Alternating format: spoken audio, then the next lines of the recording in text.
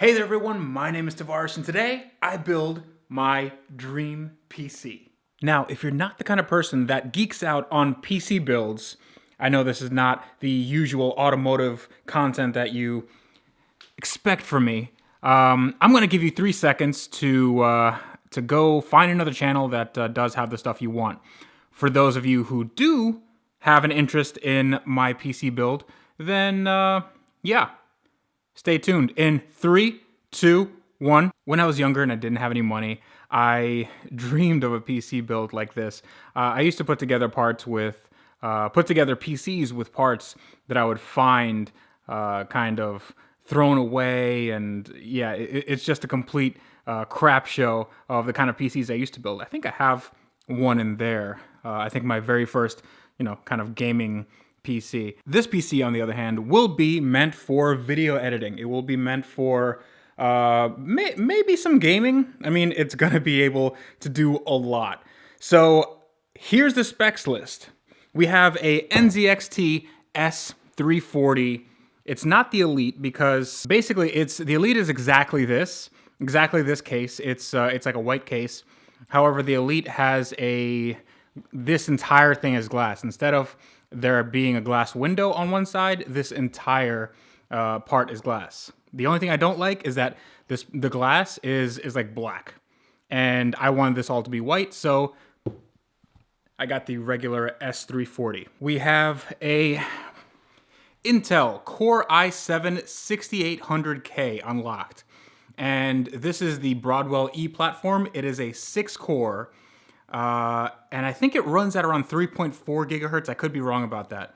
The interesting bit about this is that you can overclock it, and I plan on doing that. I plan on going to maybe 4.4 gigahertz, something like that. If I can get it up there, that would be really nice. While the Intel, the 6800K, that's the 6-core, it does go up to 10-core. That's the 6950X, and yeah, I wasn't going to spend that kind of money. But I was really looking at the 6700K, which is a quad core, and the 6700K has better per core performance out of the box. I think it's somewhere like 4 gigahertz out of the box, and you can overclock it to more than you can overclock this one. However, this has more cores, and this does better with video editing, rendering, stuff like that. So this is kind of a no-brainer for me. It's a little bit more expensive than the 6700K, and it's actually not better for gaming, even though it does have more cores. But gaming is not my #1 concern with this PC. This will be sitting in a Asus X99A2 motherboard. And it's not a budget motherboard, but it's a good value motherboard. There are ones like the A2 Deluxe that have few more bells and whistles like onboard Wi-Fi and whatnot. That's not really important to me because I'm going to have Wi-Fi via this PCI Express adapter, and this works with Windows 10, so I'm not really too concerned about that. I'm not sure. This all costs a lot of money. I'm going to put everything in the description below. This can have 8 slots of RAM, and I'm not quite sure what the RAM limit is because I have, let's see. Well, I have a lot of RAM. I'll get to that. I'll get to that later. But if somebody can tell me what the RAM limit is, if it's like 128 gigabytes, then it might make sense for me to get 128 gigabytes just to future-proof. Yeah, I know you're not supposed to use that word, but just in case, so that isn't a bottleneck at any point. But it has your usual I/O right here. Has onboard sound, which I'm going to use, but we do have a nice video card. So I made sure that this wasn't going to be the bottleneck for the system. The RAM is Corsair Vengeance LED. So this has RGB LEDs. It's really cool. This is 64 gigabytes of RAM and 2666 megahertz, which is plenty fast. They have faster RAM out there. This is DDR4 RAM. And I'm not going to pretend I know the difference between DDR3, DDR4, and whatever else there is, but Yeah, this should be plenty fine.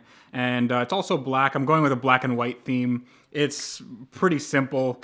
I don't want to go all out, and this does have nice LEDs. So, and it was a pretty decent price. I think it was like $300. We have a Samsung 850 EVO SSD. So this is what I'm going to be installing the Windows 10 on.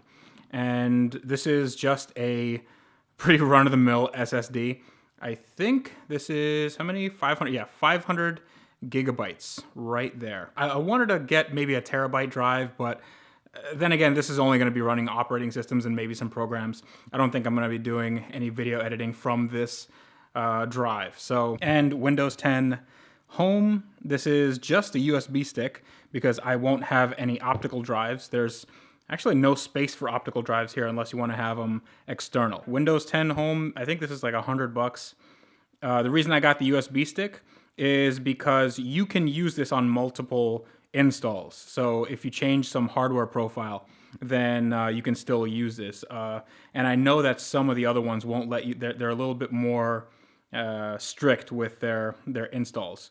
It's just what I've heard. I just got it and it was like $10 more than the CD or the download. So I think, I think it's a good value. Now we come to the video card.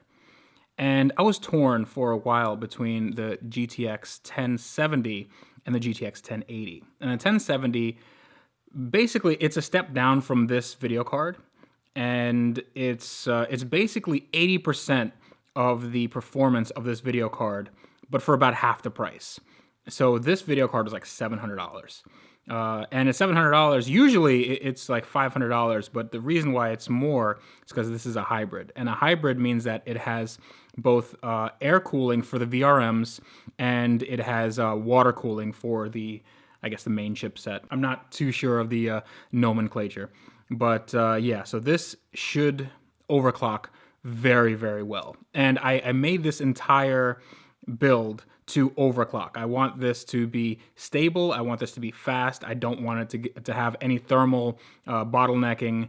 This should be a very, very clean, very fast build. What's powering it is my EVGA Supernova 650 G2 80 Plus Gold power supply. And it's a modular power supply, just a usual power supply. I think it's black. I don't think I get any white power supplies. I couldn't find any. And I have some open box cables. These should be exactly for the G2. These are white cables and they're going in my white case. So I'm not sure where these are also EVGA cables. So yeah, you can see all the cables included, all the pins and whatever. Come on, focus. Yeah, all the different cables, and I think that should be fine. What is this? Oh, this is the Western Digital 3 terabyte drive. Now, I'm going to be using a 3 terabyte drive, and I'm also going to be sort of cannibalizing one of my old computers. And just because I have a terabyte drive in there, or a 750 gigabyte drive, and it's not as big, but it has every single season of Top Gear. Well, the old seasons of Top Gear.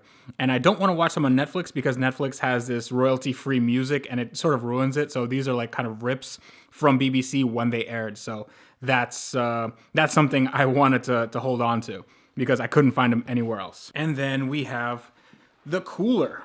So this was back ordered for quite a while. And this is the reason why I didn't get the build done for the last 2 weeks because I was just waiting for this bad boy.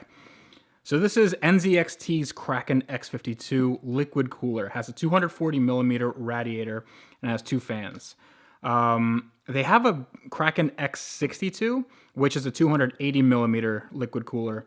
It doesn't really give more performance, and it's a little bit harder to put in this case, even though it is NZXT and NZXT. This is easier to install and it looks great. The reason I got it is because this looks awesome. This is a RGB display and it has this infinite mirror. So it looks like it just goes all the way in. It's really cool. Hopefully I can get it on camera when it gets hooked up. So what I'm gonna do now is kind of clear my desk. Oh, well, for those of you who don't, let me get this drill out of the way. For those of you who haven't seen my setup, it is an LG 34UC97. That is the monitor. And this is a IPS display, so it has like, I want to say 99% something like RGB profile. That's what I've read in the manual, brochure, or what have you. This means that the colors are very, very true to life, and it's calibrated very, very well. It's missing the back cover just because, and I'm dropping things already. It's missing the back cover because I just had the HDMI connected to my laptop. My laptop is an Asus G75 that's maybe 4 years old, 2.3 gigahertz, quad core, Intel Core i7, I think 3610 something, and it's all right. It's not bad. So that's been my workhorse for years, but now I build a brand new one. So let's get to it.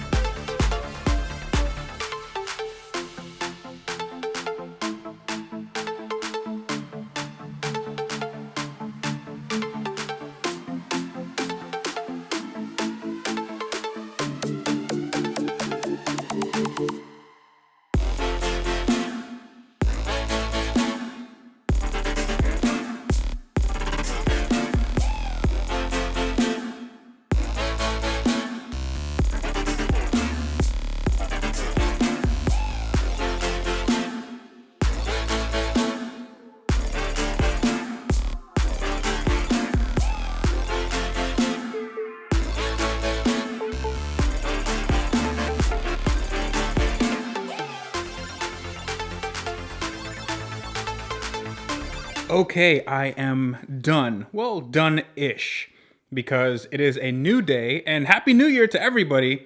Yeah, it took a little bit longer just because I had to do a few things with family, as you have to do in the holiday season. But I finished it, and I think during the build there were a few sort of growing pains and things that I really didn't know going into it because it is my first major PC build. Like I've never really done this, especially with newer components. I'm used to sort of hardware that's a little older. Here is a finished monitor setup. It's the same monitor that I was using before.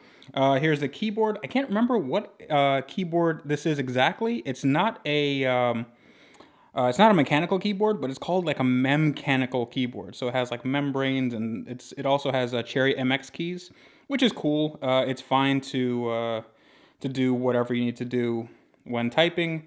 It's big enough for gaming. It is a gaming keyboard. It actually has a bit of heft to it, and the mouse came with it. It's all RGB and backlit, and that's all cool. This monitor, the 34UC97, one of the reasons why I got this instead of the 38-inch or the updated 34-inch is because the back bezel makes it look very, very clean. And that was really important to me because I wanted to route the wires right through here, make it nice and clean. I didn't want to have a bunch of wires just sticking out. Yeah, that's basically it. The wires go down here. I haven't done anything as far as wire management because I haven't received the PC stand, which will bolt up into the desk. So I'm leaving the wires hanging for now because I'm not sure what the placement is going to be, but rest assured, it's all going to be one. You're not going to see any wires hanging down like this, but that's not the important part because the PC build, let me see if I can get some, you can't see because of the glare, so let me take off this cover. All right. Okay. So when I was putting this together, a few things that I did differently, well, in the finished build.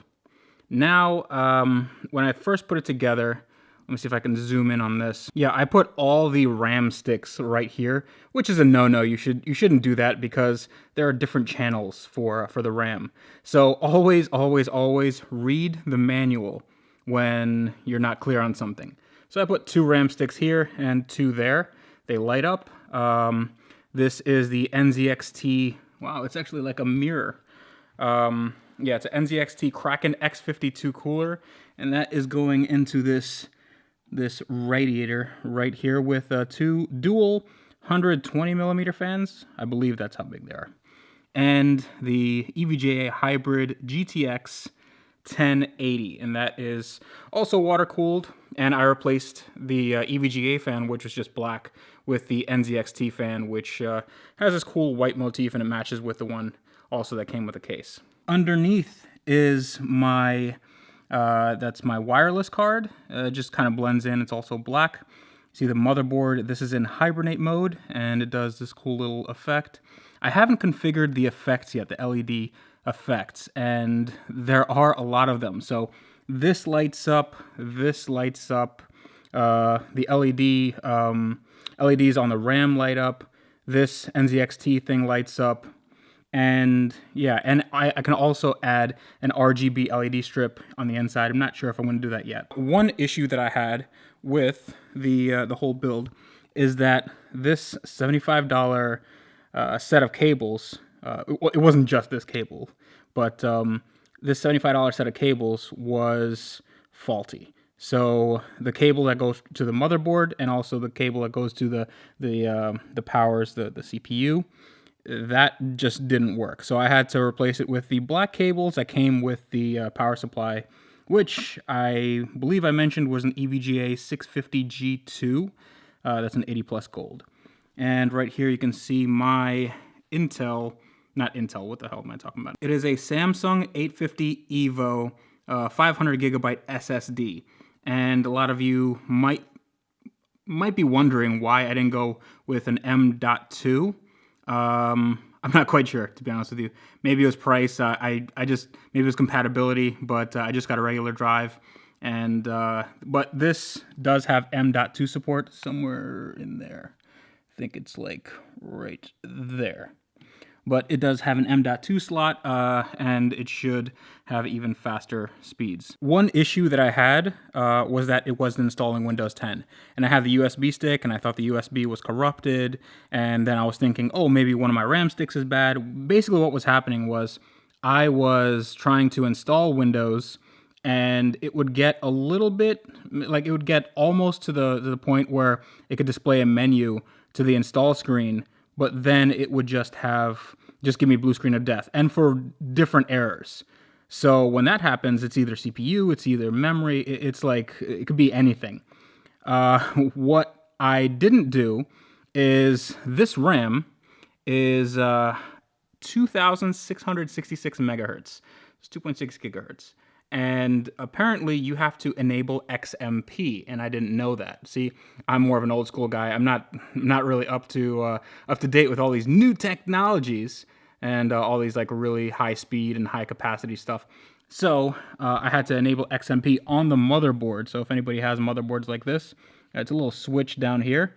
Just flick it and XMP is enabled. I think it's an XMP 2.0 profile, and that will allow you to run the RAM at its designated speed. And that was why my Windows 10 wasn't installing, and installed very, very quickly after that. As far as performance is concerned, this is, I mean, I've been running it for maybe a day or two, and it's been just basically idling at 30 degrees Celsius, which is pretty much ice cold for a computer. And my other one was idling at about 50. And considering that this is all water cooled, this should be very, very good at doing video editing. I haven't actually done any video editing. This video actually will be the first video I edit on this new PC. So I think it's fitting to show you how this PC turns on. So right here, there's nothing on the front, which is something I like. This entire thing, this is like one big air intake, and the fans go right here. And the way I have it set up is two fans, they're intake fans, one exhaust and one exhaust. So the air goes basically from here, goes whoop, like that, and just cools everything in here. And I did include there's a 3 terabyte hard drive in here on the top, and a 750 gigabyte hard drive on the bottom. It's just my old Top Gear stuff. It's old photos and stuff I don't really want to use. So just 2 3.5-inch drives, and that should be perfectly fine. Power supply lives in here, and there's also a fan in the power supply, and it's pointed downward, and there's a fan filter underneath. Without further ado, let's turn this bad boy on.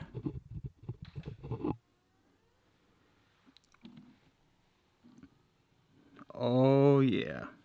See, I'm having trouble showing you the NZXT thing. Like it looks black from my angle, but on the camera you can only see like this whole mirror. Yeah, this is really, really cool. And since this is my first build where I try to sort of hide the cables and make it nice and pretty, I think I did an okay job. I'm not going to say I'm the best at it, but given the constraints and the fact that I don't have custom length tubing, like this could have been shortened a little bit, and this definitely could have been shortened a little bit, but this basically lives right there. Yeah, I think I did pretty well. This case really lends itself well to hiding cables. Behind this panel, I'm not gonna say it's a mess, but it's not as pretty as this. So here you can see all the components, RAM sticks are lighting up, and it really looks cool at night. I'm sure this will do just fine in any benchmarks. However, I wanted to show you this. So you go down here. Can you see this? There we go. All right, so that's screen split. So I right click on that, and this gives me all these different profiles. So this splits the screen. Since the screen is so large, it can split the screen to any of these configurations, which is really, really cool. So let's say I have, I like this one, the 3-screen balanced.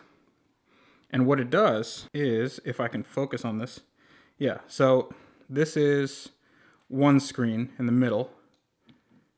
And you see this, there's like a green square, and then I can just push it anywhere over here, and it automatically resizes it. And I can resize this screen as well. Yeah, I can resize it. So let's say I have 3 browsers. Let's say I have, I don't know, YouTube, Craigslist, and something else on the third one. Now I can resize it and do a lot of multitasking. One of the reasons why I got this screen, well, this monitor rather, is because Adobe Premiere, you have so much more real estate to do your video editing. So while it's loading up, usually on my regular 17-inch laptop, don't have that much space to do all my stuff. But take a look at this while it's initializing. That is nuts.